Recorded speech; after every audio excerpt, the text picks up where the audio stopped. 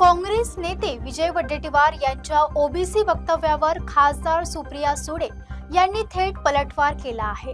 काँग्रेसने माझं ओबीसी प्रमाणपत्र दाखवावं असं म्हणत सुळे यांनी वडेट्टीवार यांच्या दाव्यावर सवाल उपस्थित केला। त्यामुळे राजकीय आरोप प्रत्यारोपांना पुन्हा धार आली आहे। काँग्रेस नेते विजय वडेट्टीवार यांच्या ओबीसी संदर्भातील वक्तव्यावर खासदार सुप्रिया सुळे यांनी थेट प्रतिक्रिया दिली आहे। वडेट्टीवार यांनी केलेल्या दाव्यावर सवाल उपस्थित करत सुप्रिया सुळे यांनी काँग्रेसला थेट आव्हान दिलंय। काँग्रेसने माझं ओबीसी प्रमाणपत्र दाखवावं असं सुप्रिया सुळे यांनी म्हटलंय।